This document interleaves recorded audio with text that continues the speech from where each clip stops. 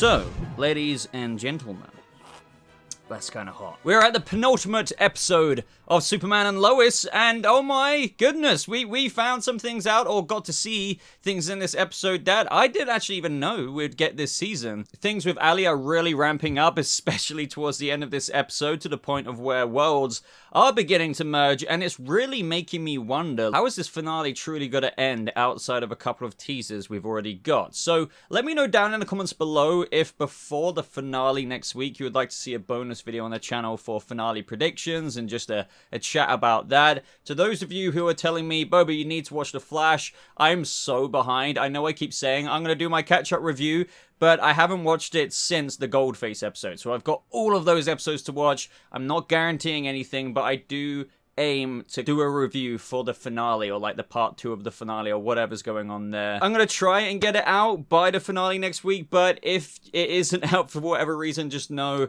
that obviously the season will be over and my review will be coming at some point shortly after the finale. But today's episode we pick up with Clark in hospital. He's back, but the big difference is all of his cells, of which, you know, was explained by Lois, and we get a little bit more in depth with it later, have been desaturated of solar energy, to the point of where we even find out through Tauro's fortress, through Clark's mum, saying that they're not just desaturated of solar energy, but they're damaged. Like, it's kind of like having nerve damage. So yeah, Clark is kind of out of action to the point of where it took as long as it took from him being an infant to getting powers for the first time, which was when he was 4. And obviously we can't wait that long, you know, months or potentially years. So it was proposed to Clark before his mother started glitching out because the world's merging that there is one other way, but in between the jammed signal of, or whatever you want to call it, she did say you could die. Now, with everything getting very close at the end of this episode and what happens to John Henry Irons, and now I'm kind of dying all over the place at the minute,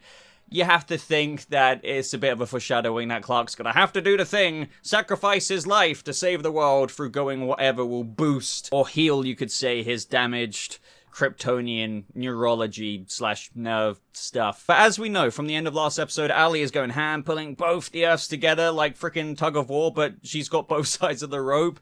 And I was really thinking, like, how far are they gonna go with this? Because if successful, or even near successful, it could have serious repercussions. And we've been teased for quite some time that the finale of Superman and Lois Season 2 will have some fairly big repercussions, apparently, for some reason or another, which I do think we need some kind of answer, or fans have been asking for a while, that it will give us some answer as to why the larger Arrowverse hasn't been acknowledged as much. Take that as you will. We've had Diggle in the show, and we're gonna get Diggle apparently in the finale, so I don't really know what they mean by that. But also, apparently, don't forget that Elizabeth Tulloch said at the CW Upfront, so I don't know how many of you saw this little video snippet going around, but she did say, like, oh, I do know that we've got a really cool villain coming, or something like that. And she was like, can I say that? And then Tyler Hoechlin was like, you just did. So I don't know if whatever's gonna happen will springboard us into the Season 3 villain, because just before saying that, they were talking about how Natalie came at the end of Season 1, so if you connect one bit to the other bit, it's kind of like saying the end of season tease for whatever is coming the next season. So super intrigued about that. It was around about this time where the sun turned into a freaking red cubed sun. So this really wasn't good. It was quite funny with the Department of Defense, the DoD, just kind of putting out some kind of story on the news cover up, putting it out there that it's due to atmospheric ice particles, was it? It was kind of funny at the same time, because the Smallville people were like, oh, this isn't true. Oh, you know, what's going on here? We don't buy this, for only Lana later on to get laughed at by those very same people. But I do admit, like, what she was saying does sound crazy. It was John Henry Irons and Natalie's mission this episode to kind of figure out what they've got to do about this red sun, get some information on it, and that more or less led to like 12 hours remaining until, which makes sense given we've only got one more episode, until the accelerated, like, basically growth or energy of this universe coming into our own, dimensions colliding, if you will just truly merge everything together. Personally, I was really enjoying the storyline between Natalie and John Henry Irons. They're two characters I really do like in this show. I completely understand Natalie's concern for her father. I mean, just think about her origin. Don't get me wrong, I see why people were getting a bit frustrated by her at the beginning of the season with her kind of reluctance or like backlash against her dad. She was kind of projecting her frustration as she was fitting in, but even that was understandable. But yeah, sometimes characters making real reactions in TV can come across annoying to the audience. But hey, that's kind of a thing about real life as well. I'm wondering where things are going to go for John Henry Irons, because I did think it was going very predictable this episode with like, oh, he's got to go there, but obviously he's not going to be successful. Another thing I enjoyed in this episode as well is, of course, how they were leaning into Clark basically feeling helpless, like he couldn't do anything, and he's used to having the pressure of the weight of the world on his shoulders, right? He's Superman. And this is something kind of tropey with regards to Superman, but technically we've not really seen it in this show before. It was interesting how he says he's never been like this before, so I'm guessing he never had those Smallville moments of when he was younger where he might have got a cold or lost powers. This might actually be the first time he's had to deal with feeling human, but it's a very real thing. Like, you would feel guilt, even if you're Superman, you can't help, and I wouldn't be able to help it as well if I was Superman and I had lost my powers, that I am used to saving people from skyscrapers, planes, almost on the daily in different countries all around the world, and now I'm just sat here, and I feel like Tyler Hoechlin did a great job at just kind of letting that guilt show in Clark's face every now and again. It wasn't like too much and too feeling sorry for himself or anything like that. It was just genuinely him being quite hard on himself, as pointed out by Sam Lang. But we also got some great action this episode. Honestly, I love Jordan as Superboy. One of my favorite things about the show, obviously. But in this moment when he was listening to his dad's heart, I thought that was kind of cute, by the way. He was just checking on his dad there, but he also was just saying to Jonathan, like, he can't even hear me, and he was just saying, Dad, Dad, just showing how Clark really literally has no aspect of Superman about him right now, which I think came in a bit concerning later, and I'll get to that, because here it clearly shows that if his cells are damaged, he can't soak up any solar energy to recharge his Kryptonian side, he can't even use his super hearing in this moment, then truly he is more or less basically human. This is when Lana arrives, and I love the urgency of Jordan just being like, right, get inside, rushing to his dad. Unfortunately, Jordan was getting a bit owned in this moment by Lana. It was nice of Clark to say, take me instead, even in his human kind of mode. But luckily, we had John Henry Irons and Natalie arrive just in time, because they got an alert, probably from Papa Lane inside. I'm not gonna lie though, and I know this is a bit of TV convenience, but there are many times where Lana could have just gone straight into Clark. Like, her only mission in this moment from Ali at the end of last episode, don't forget, is like, go and kill Superman just in case he's kind of alive. Like, that's the one job you have. And instantly she went into Jordan. Fair enough, maybe she wanted to take out the muscle who could potentially get to her. But when Jordan was kind of wrecked before John Henry Irons and Natalie came down, she could have like super sped into Clark, the neck. I get why that doesn't happen, but I just feel like there should have been something. I feel like, again, as always, from a writing perspective, there should have been kind of some kind of slap from Jordan that kind of disoriented her, and then John Henry Irons and Nat comes in to make it a little bit more believable as to why she can't, like, super speed into, you know, Clark and kill him in that moment. Rather than the way they did show it, she kind of just looked at him, they come in, and she's like, right, I'm gonna fly off. Do you see what I mean? It's a usual thing that CW shows suffer from, and luckily Superman and Lois doesn't do that nearly as much, which is why I highly endorse this show compared to the other CW shows that I've even dropped now, like The Flash. But yeah, hopefully you get what I mean, just to make it a little bit more airtight, it could have been done that way. Also, another thing that I felt like they could have tackled with this inverse Lana is, how did she get the powers? I know we had flashbacks to her working in the bar, meeting Tao Rho, but the inverse Tao Rho was kind of a nice guy, so I'm just assuming that he did like a mini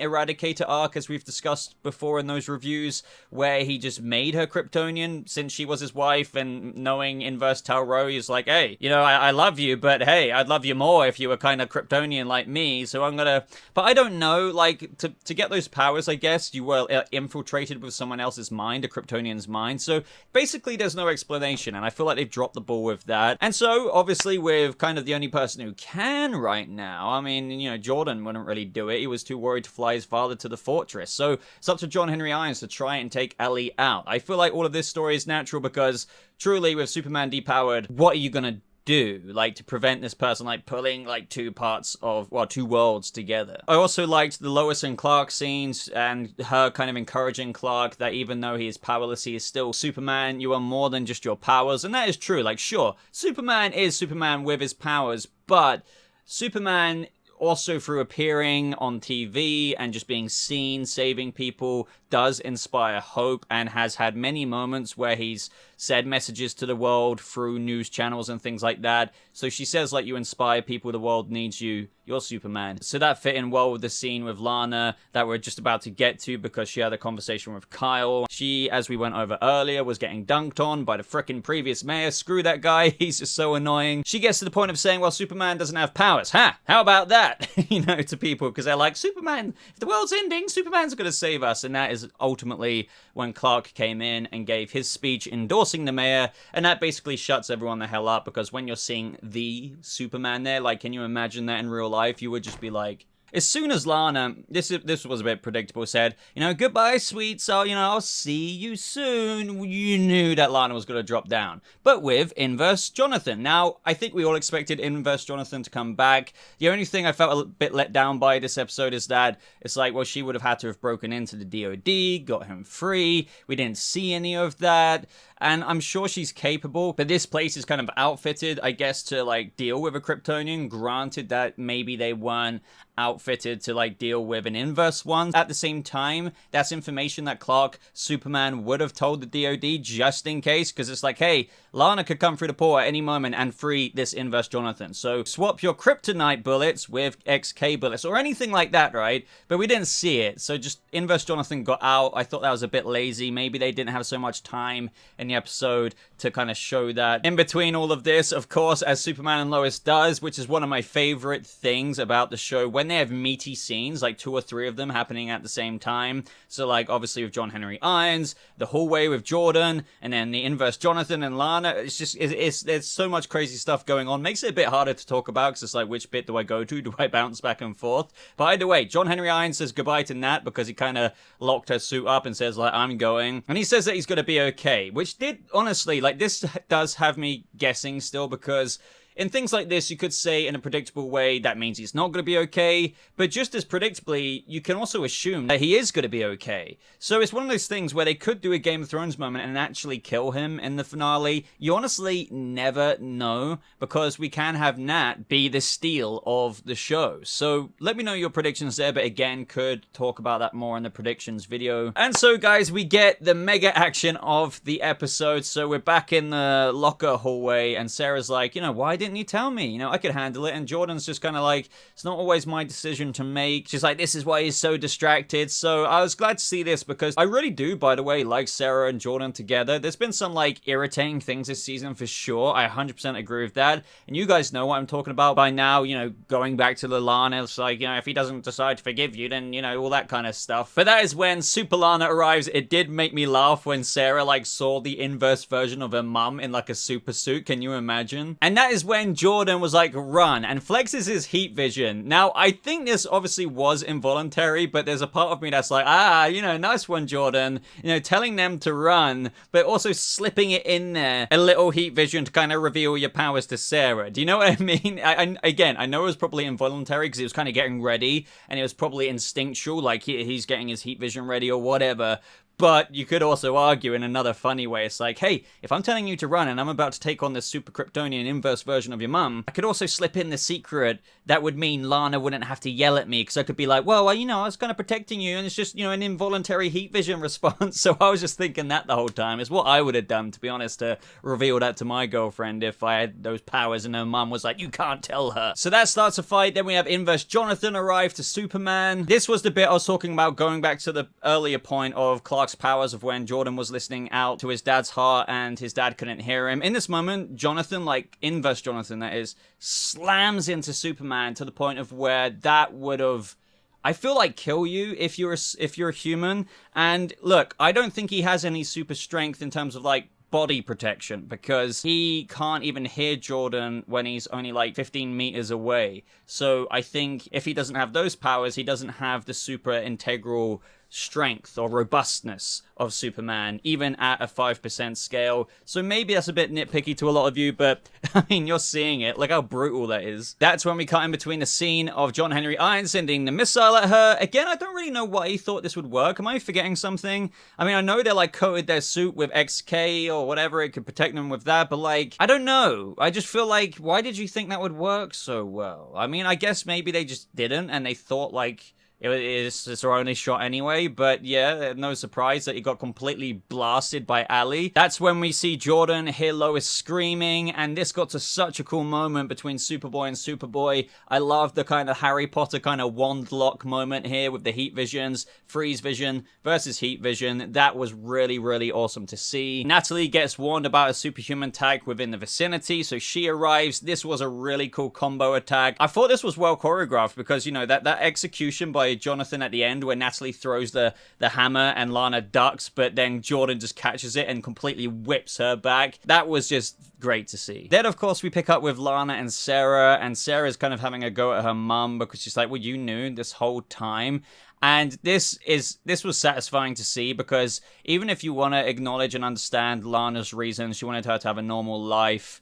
Yeah, you know, it is. I would be insanely frustrated if you put yourself in Sarah's position. Like, that's why I broke up with him. It would have made a difference if I found out. You should have just told me. And it just gets to the point of where, like, Lana's like, look. Like, you could be angry kind of thing. We're not finished. We need to talk. I don't want to talk to you. But no, like, you need to know that because this secret you've learned is more important in ways you don't understand. And this was interesting. So she finds out that Jordan has these, like, abilities and powers, but I don't think she's put it together. It's like, wait, but those powers are like Superman, Kryptonian powers. Obviously doesn't know that he's Superman's son, so that was what was going to be revealed in this moment. That, oh, like Clark is Superman, but they didn't really get to that because they were interrupted with all the merging going on at the end of the episode because things are very, very close. Obviously, when things are done and dusted in the finale or whatever's going on there, Sarah's going to learn about the severity of the secret, why she can't really, I guess, in her anger, just do something that she might regret because it's not only about Jordan, but Superman himself.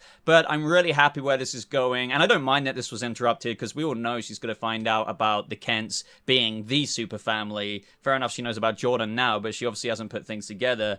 But it's just going to be nice to have a mini Smallville Lana and Clark, but Jordan and Sarah thing in season 3. Because now you can assume they're going to get back together and she's going to understand that her boyfriend has a lot of stuff, you know, to deal with himself, and he doesn't have to keep secrets anymore. The ending shot, you know, the Earths are almost about to merge, and it pans into Ali's freaking annoying face. I mean, you know, with her in God mode, and she's like, yes, yes. It's just like, screw you, Ali. With what's going on next episode, you have to think Clark's got to go through that process to accelerate his, nerves getting healed. But at the same time, I don't know what the end goal with that is, because Ali can just go Shazam and, like, basically drain him all over again. So Natalie or John Henry Irons or someone needs to come up with a way, as they kind of were talking about with some dialogue earlier on in the episode that I actually hadn't mentioned. We need to find out a way to make her weak. So, like, the show is making that known that they might actually get to figure out how to use this energy or something against her. Overall, I really enjoyed this penultimate episode. I'm really intrigued to see how this show is going to end for season 2 and what it will springboard for season 3. There are definitely things up in the air right now, which I'm a really big fan of, even if I'm not a huge fan of Parasite, because I feel like, yeah, cool villain in terms of, like, God mode, but as I've been mentioning, on the Ali Alston front, it's a bit lackluster. She just kind of feels like if I was making an RPG character and I just put, 10 attributes into, or 100 into everything. OP, overpowered, with a little bit of a log line for like, oh, I'm doing this because I want to lead a cult and merge people. I still feel like there's lack of substance there. But there's still a lot of things up in the air. Like, what's going to happen with Inverse Jonathan? Is there anything going to happen sideways there? What happens with our Jonathan? Is there going to be any clues to his future and something more? Because I feel like he needs something more. Like, Natalie even teased that he was going to get the suit, and we haven't even seen him in the suit. So we're going to see that next episode. Is John Henry Irons going to bite the dust in a predictable way, or technically, yet again, as we discussed earlier, in a predictable way, maybe not bite the dust? There's a lot to consider, so let me know your thoughts down in the comments below about this episode. Would really appreciate a like on this video as well, and thank you so much to those of you who got this far. Of course, subscribe if you're brand new. But that's it for now, guys. Oh, my voice is going. Thank you so much for watching. I hope you all have Have a lovely rest of your day, and I'll see you fellow Kryptonians in the next video. Goodbye.